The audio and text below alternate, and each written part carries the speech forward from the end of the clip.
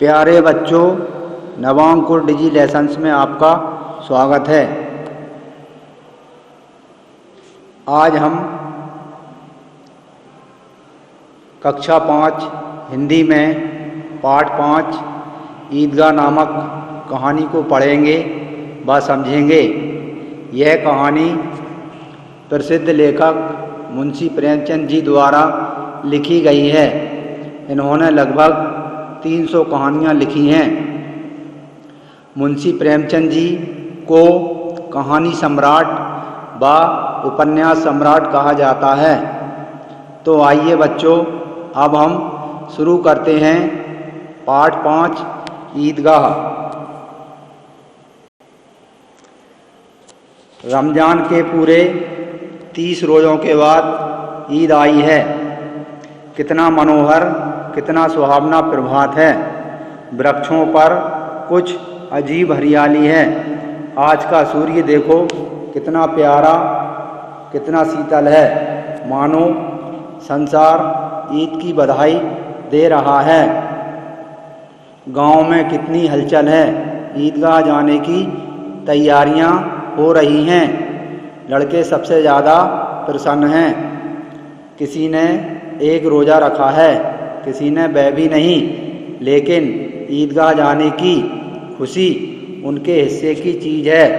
रोज़ ईद का नाम रटते थे, आज वह आ गई। अब जल्दी पड़ी है कि लोग ईदगाह क्यों नहीं चलते।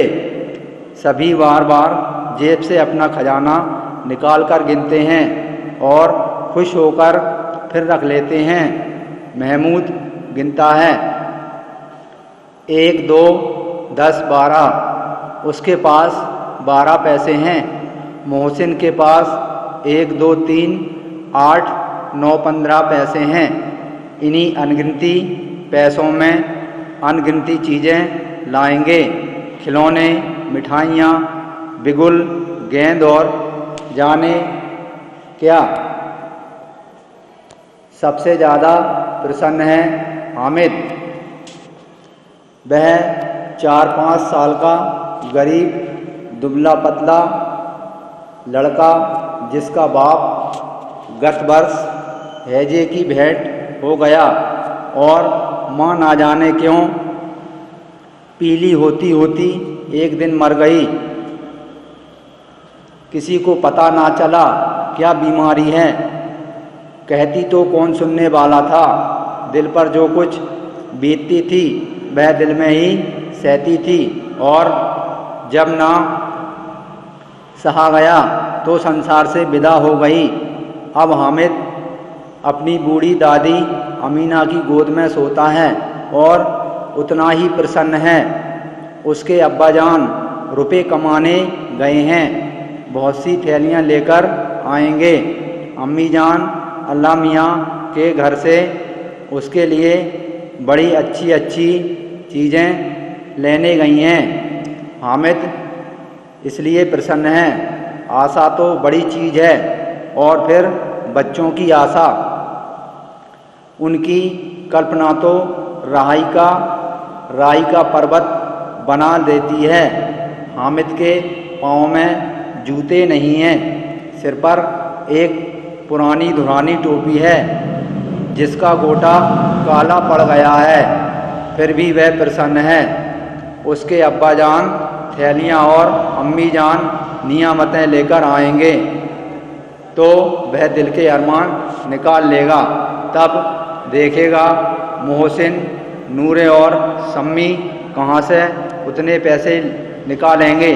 अमीना अपनी कोठरी में बैठी रो रही है। आज ईद का दिन और उसके घर में दाना नहीं।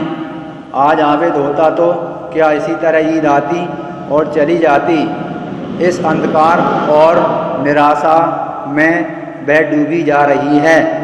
हामिद भीतर जाकर दादी से कहता है, तुम डरना नहीं अम्मा, मैं सबसे पहले आऊँगा, बिल्कुल ना डरना।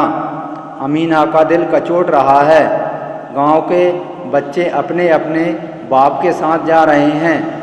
हामिद का बाप अमीना के सिवा और कौन है, उसे कैसे मेले जाने दे। उस भीड़ भाड़ में बच्चा कहीं खो जाए तो क्या हो, नहीं अमीना क्यों यूं ना जाने देगी। नन्ही सी जान चलेगा कैसे, पैर में छाले पड़ जाएंगे, जूते भी तो नहीं हैं। वह थोड़ी थोड़ी दूर पर उसे गोद में ले लेगी, लेकिन यहाँ सेवइयाँ कौन पकाएगा। पैसे होते तो लौटते लौटते सब सामग्री जमा करके चटपट बना लेती।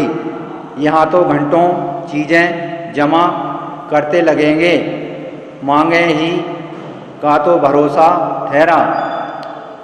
उस दिन फईमन के कपड़े सिले थे, 8 आने पैसे मिले थे। उस अठन्नी को ईमान की तरह वह बचाती चली आती थी इसी ईद के लिए, लेकिन कल ग्वालन सिर पर सवार हो गई तो क्या करती। हामिद के लिए कुछ नहीं है तो 2 पैसे का दूध तो चाहिए ही। अब तो कुल 2 आने पैसे बच रहे हैं, 3 पैसे हामिद की जेब में, 5 अमीना के बटुए में। यही तो बिसात है। ईद का त्यौहार अल्लाह ही बेड़ा पार लगाए, बच्चे को खुदा सलामत रखे, ये दिन भी कट जाएंगे। गांव से मेला चला और बच्चों के साथ हामिद भी जा रहा था। सबके सब दौड़कर आगे निकल जाते और फिर किसी पेड़ के नीचे खड़े होकर साथ वालों का इंतजार करते। वह लोग क्यों इतना धीरे धीरे चल रहे हैं, हामिद के पैरों में तो जैसे पर लग गए हैं। वह कभी थक सकता है क्या। शहर पास आ गया, हलवाइयों की दुकानें शुरू हुईं। आज खूब सजी हुई थी। इतनी मिठाइयाँ कौन खाता है, देखो ना, एक एक दुकान पर मनो होंगी। आगे चलने पर बस्ती घनी होने लगी। ईदगाह जाने वालों की टोलियाँ नज़र आने लगीं, एक से एक भड़कीले वस्त्र पहने हुए, कोई हल्के, कोई रिक्शे तांगे पर सवार, कोई मोटर पर। सभी इत्र में बसे, सभी के दिलों में उमंग। ग्रामीणों का यह छोटा सा दल अपनी विपन्नता से बेखबर, संतोष और धैर्य में मगन चल रहा था। बच्चों के लिए नगर की सभी चीज़ें अनोखी थीं। जिस चीज़ की ओर ताकते ताकते ही रह जाते और पीछे से बराबर हॉर्न की आवाज़ पर भी ना चेतते। हामिद तो मोटर के नीचे जाते जाते बचा। सहसा ईदगाह नज़र आया। ऊपर इमली के घने वृक्षों की छाया है, नीचे पक्का फर्श है जिस पर जाजिम बिछा हुआ है और रोजेदारों की पंक्तियाँ एक के पीछे एक ना जाने कहाँ तक चली गई हैं। पक्की जगत के नीचे तक जहाँ जाजिम भी नहीं है। नए आने वाले आकर पीछे की कतार में खड़े हो जाते हैं। आगे जगह नहीं है। यहाँ कोई धन और पद नहीं देखता। इस्लाम की निगाह में सब बराबर हैं। इन ग्रामीणों ने भी वजू किया और पिछली पंक्ति में खड़े हो गए। कितना सुंदर संचालन है, कितनी सुंदर व्यवस्था। लाखों सिर एक साथ सजदा में झुक जाते हैं, फिर सबके सब एक साथ खड़े हो जाते हैं।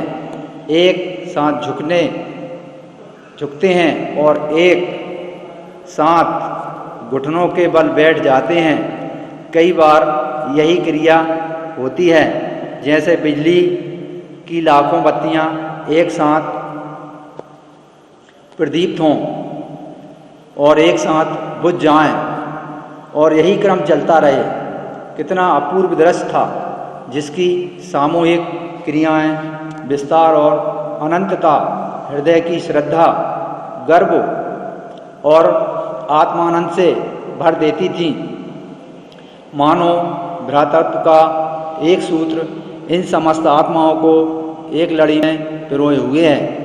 नमाज खत्म हो गई, लोग आपस में गले मिल रहे हैं, तब मिठाई और खिलौने की दुकान पर धावा होता है।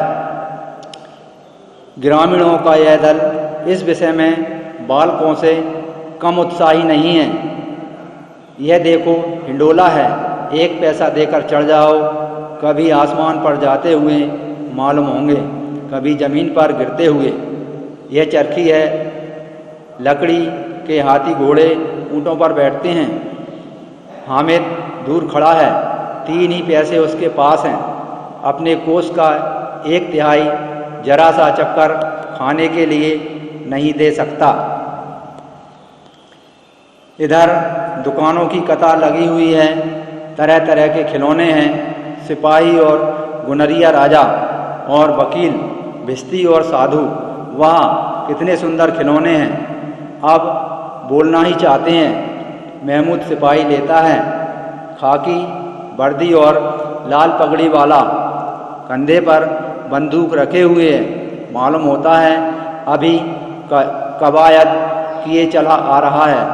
मोहसिन को भिश्ती पसंद आया, कमर झुकी हुई है, ऊपर मशक रखे हुए है, मशक का मुंह एक हाथ से पकड़े हुए है, कितना प्रसन्न है, शायद कोई गीत गा रहा है, बस मशक से पानी उड़ेला ही चाहता है।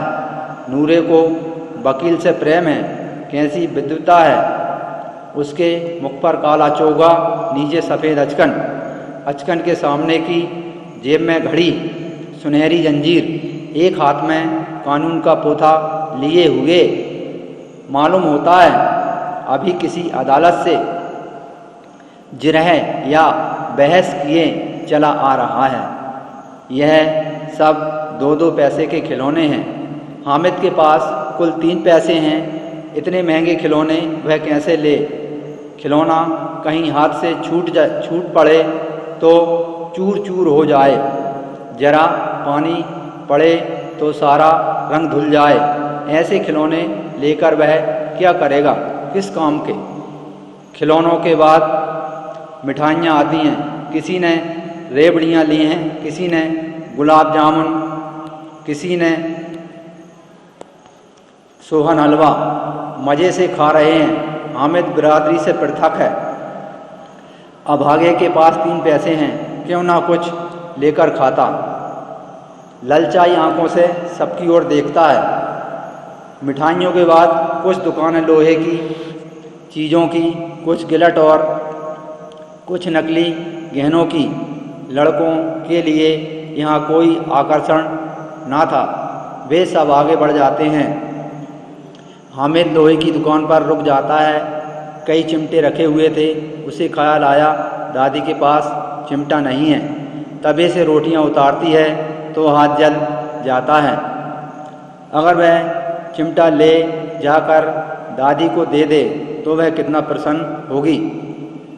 फिर उनकी उंगलियां कभी ना जलेंगी। घर में एक काम की चीज़ हो जाएगी। खिलौने से क्या फ़ायदा, व्यर्थ में पैसे खराब होते हैं। जरा देर ही तो खुशी होती है, फिर तो खिलौने की और कोई आंख उठाकर भी नहीं देखता। वह तो घर पहुँचते पहुँचते टूट फूट बराबर हो जाएंगे। चिमटा कितने काम की चीज़ है। रोटियां तवे से उतार लो, चूल्हे में सेंक लो। कोई आग मांगने आए तो चटपट चूल्हे से आग निकालकर उसे दे दो। अम्मा बेचारी को कहाँ फुर्सत है कि बाजार आएं, और इतने पैसे ही कहाँ मिलते हैं, रोज़ हाथ जला लेती है। हामिद के साथी आगे बढ़ गए। सबील पर सबके सब शरबत पी रहे हैं। देखो सब कितने लालची हैं, कितनी मिठाइयाँ लीं, मुझे किसी ने एक भी ना दी। उस पर कहते हैं मेरे साथ खेलो, मेरा काम करो। अगर किसी ने कोई काम करने का कहा तो पूछूंगा, खाएं मिठाइयाँ, आप मुँह सड़ेगा, थोड़े फंसियाँ निकलेंगी, आप ही जवान चटोरी हो जाएगी। तब घर से पैसे चुराएंगे और मार खाएंगे। किताब में झूठी बातें थोड़े ही लिखी हैं, मेरी ज़बान क्यों खराब होगी। अम्मा चिमटा देखते ही दौड़कर मेरे हाथ से ले लेगी और कहेगी मेरा बच्चा अम्मा के लिए चिमटा लाया है। हजारों दुआएं देगी, फिर पड़ोस की औरतों को दिखाएंगी। सारे गांव में चर्चा होने लगेगी, हामिद चिमटा लाया है, कितना अच्छा लड़का है। इन खिलौनों पर कौन इन्हें दुआएं देगा।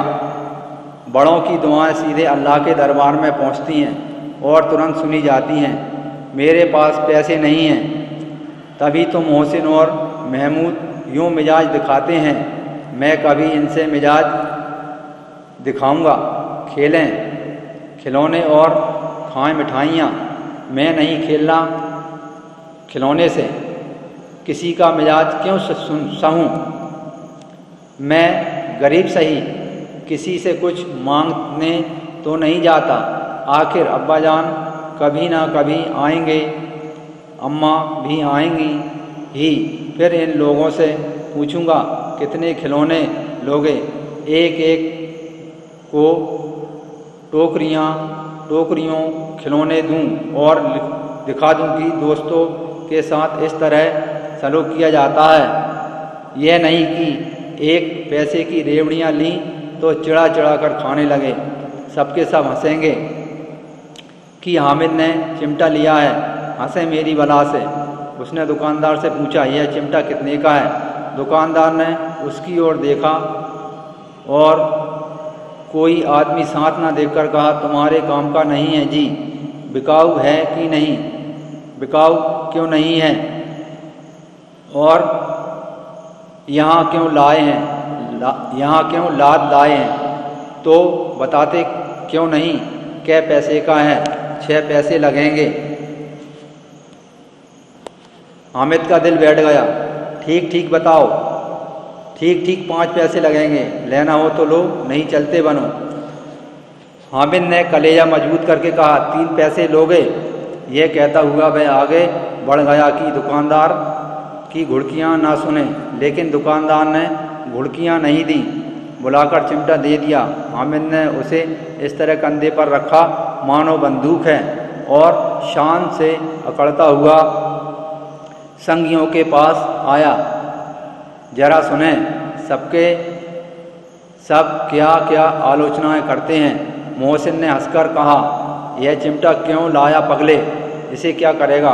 हामिद ने चिमटे को ज़मीन पर पटक कर कहा जरा अपना भिश्ती ज़मीन पर गिरा दो, सारी पसलियाँ चूर चूर हो जाएंगी बच्चों की।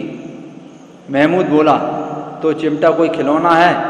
हामिद खिलौना क्यों नहीं है, अभी कंधे पर रखा बंदूक हो गई, हाथ में लिया फकीरों का चिमटा हो गया।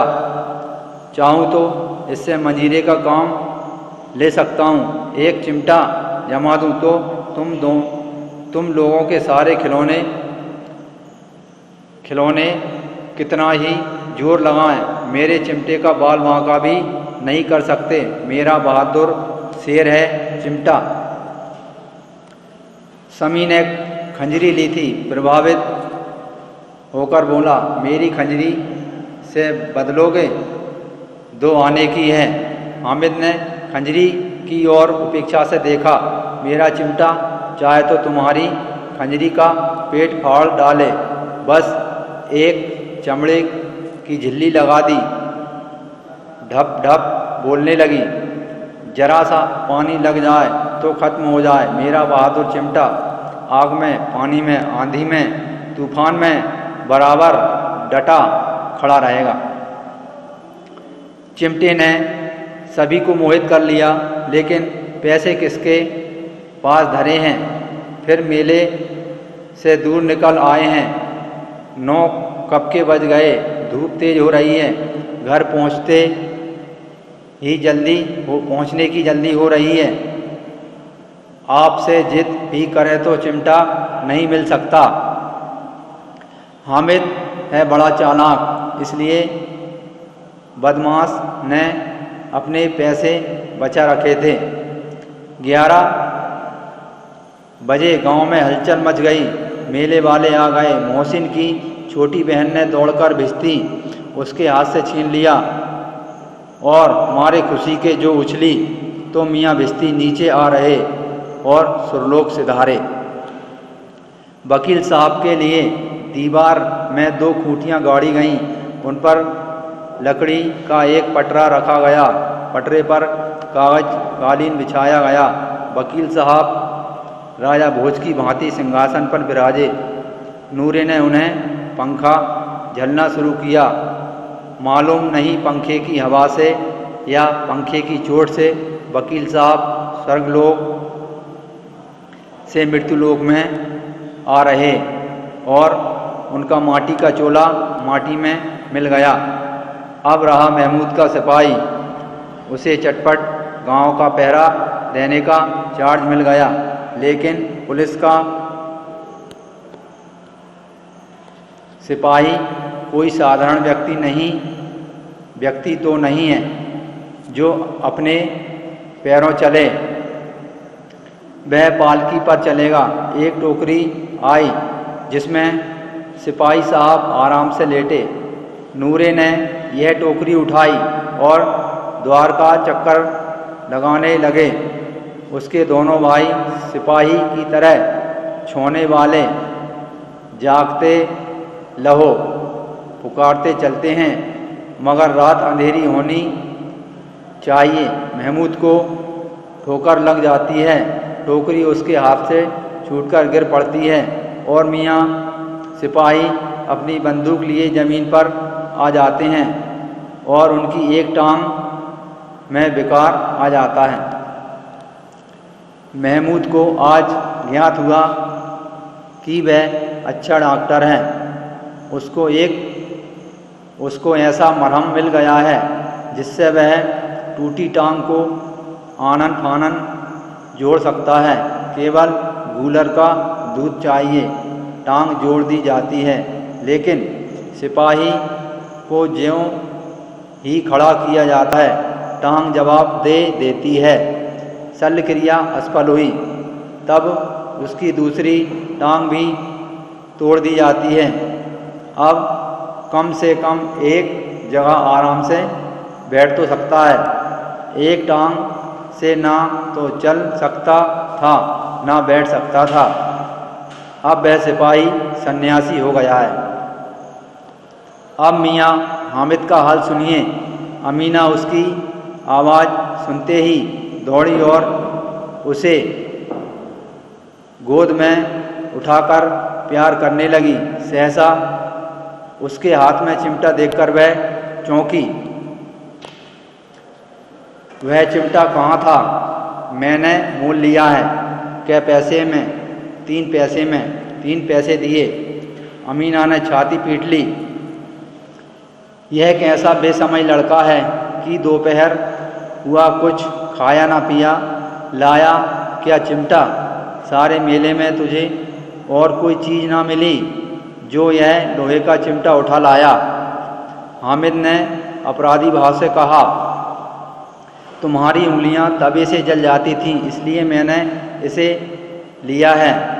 बुढ़िया का क्रोध तुरंत स्नेह में बदल गया और स्नेह भी वह नहीं जो प्रगल्भ होता और अपनी सारी कसक शब्दों में बिखेर देता है।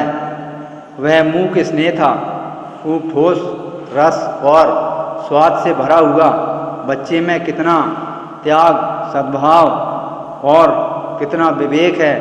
दूसरों को खिलौने लेते और मिठाई खाते देखकर इसका मन कितना ललचाया होगा। इतना जब्त इससे हुआ कैसे?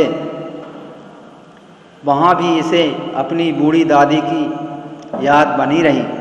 अमीना का मन गदगद हो गया। वह रोने लगी। दामन फैलाकर हामिद को दुआएं देती जाती थी और आंसू की बड़ी बड़ी बूंदें गिराती जाती थी। हामिद इसका रहस्य क्या समझता? बच्चों, पाठ पढ़ने के बाद अब हम प्रश्नों के उत्तर समझेंगे। निम्नलिखित प्रश्नों के उत्तर लिखिए। बच्चों पहला प्रश्न है इस पाठ का, बच्चों को ईदगाह जाने की जल्दी क्यों पड़ी थी? तो बच्चों इस प्रश्न का उत्तर है, ईदगाह में लगे मेले को देखने, चाट पकौड़ी खाने, झूला झूलने, खेल तमाशे देखने तथा खिलौने खरीदने की चाह के कारण बच्चों को ईदगाह जाने की जल्दी पड़ी थी। अगला प्रश्न है बच्चों, ईदगाह पर किस तरह का दृश्य था?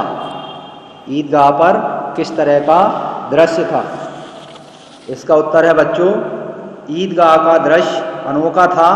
एक घने वृक्ष के नीचे पक्का फर्श बिछा था जिस पर जाजिम बिछा हुआ था। लोग नमाज अदा करने के लिए कतारों में खड़े थे। लाखों सिर एक साथ सजदे में झुकने और एक साथ खड़े होने की क्रिया बार बार दोहराई जा रही थी। ऐसा लग रहा था मानो लाखों बल्ब एक साथ जल बुझ रहे हों। अगला प्रश्न है, मेले का वर्णन अपने शब्दों में कीजिए। उत्तर है, मेले ईदगाह के पास एक मेला लगा था। मेले में झूले, खिलौने, मिठाइयाँ, चाट पकौड़ी, फलों और लोहे के सामान की दुकानें लगी थीं। कई लोग झूला झूल रहे थे तो कई लोग गुलाब जामुन, रेवड़ियाँ आदि खा रहे थे। लोग सुंदर वस्त्र पहने हुए दुकानों से अपनी ज़रूरत की चीज़ें खरीद रहे थे। खेल तमाशे वाले अपना खेल व करतब दिखा रहे थे और खिलौनों की दुकानों पर बच्चों की भीड़ थी। अगला प्रश्न है, ईदगाह में कौन कौन सी दुकानें सजी थीं? उत्तर है, ईदगाह के मेले में खिलौनों, बर्तनों, नकली गहनों, फलों, चाट पकौड़ी, मिठाइयों और लोहे के सामान आदि की दुकानें सजी थीं। अगला प्रश्न है, नूरे का वकील कैसा सजा था? उत्तर, नूरे का वकील काला चोगा, नीचे सफ़ेद अचकन, अचकन के सामने की जेब में घड़ी, सुनहरी जंजीर, एक हाथ में कानून की किताब लिए हुए है। ऐसा लगता है कि वह अभी अदालत से बहस किए चला आ रहा हो। अगला प्रश्न है, हामिद ने ईद के मेले में से चिमटा ही क्यों खरीदा? उत्तर, हामिद को ख्याल आया कि उसकी दादी के पास चिमटा नहीं है। तवे से रोटियां उतारते समय उसके हाथ जल जाते हैं, इसलिए हामिद ने ईद के मेले में से चिमटा ही खरीदा। अगला है, हामिद के चिमटे को देखकर दादी नाराज क्यों हुई? क्या दादी की यह नाराजगी वास्तविक थी? उत्तर, हामिद ने मेले में कुछ खाया ना पिया। दादी ने जो 3 पैसे दिए थे उनसे वह चिमटा खरीद लाया, इसलिए हामिद की दादी नाराज हो गई। लेकिन दादी की यह नाराजगी वास्तविक नहीं थी। अगला प्रश्न है बच्चों, किसने कौन सा खिलौना खरीदा? सही जोड़ियां मिलाइए तथा खिलौने पर एक एक वाक्य लिखिए। तो बच्चों इस पाठ में अगला प्रश्न है ये सही जोड़ी का, यानी कि सही जोड़ी बनाना है। पहला है मोहसिन, मोहसिन के सामने आएगा भिस्ती। महमूद, महमूद के सामने आएगा सिपाही। हामिद, हामिद के सामने आएगा चिमटा, क्योंकि हामिद ने चिमटा ही खरीदा था। नूरे, नूरे के सामने आएगा वकील। बच्चों अगला प्रश्न है, दिए गए शब्दों के हिंदी समानार्थी शब्द लिखिए। तो पहला शब्द है रोजा, रोजा का समानार्थी शब्द होगा उपवास। अगला है सलामत, सलामत का होगा कुशल। फिर है निगाह, निगाह का होगा दृष्टि। अगला है मिजाज, मिजाज का होगा स्वभाव। फिर है तकदीर, तकदीर का भाग्य। अगला है खबर का समाचार। अगला है जहान का संसार। अगला है अजीब का विचित्र। बच्चों इसके बाद अगला प्रश्न है वाक्यों में प्रयोग कीजिए।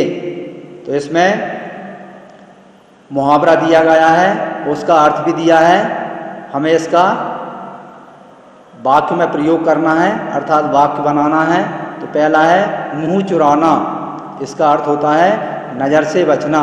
प्रयोग कमज़ोर छात्र शिक्षक से मुंह चुराते हैं। अगला है उल्लू बनाना, इसका अर्थ होता है मूर्ख बनाना। प्रयोग सुधीर ने खेल खेल में दिनेश को उल्लू बना दिया। अगला मुहावरा है बाल बांका ना होना, अर्थात नुकसान ना पहुंचना।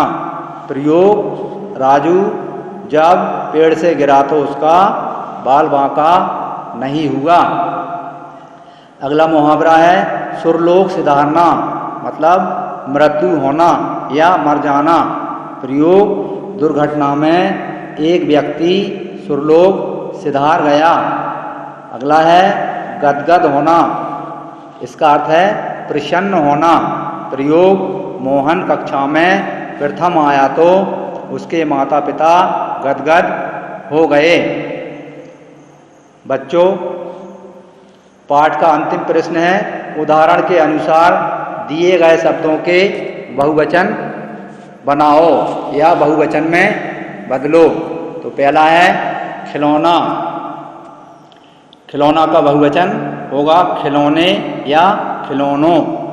अगला शब्द है लड़का, लड़का का बहुवचन होगा लड़के या लड़कों।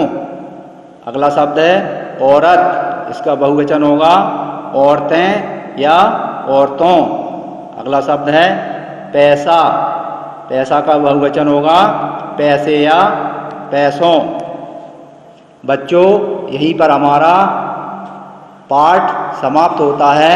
अगले वीडियो में फिर मिलेंगे। धन्यवाद।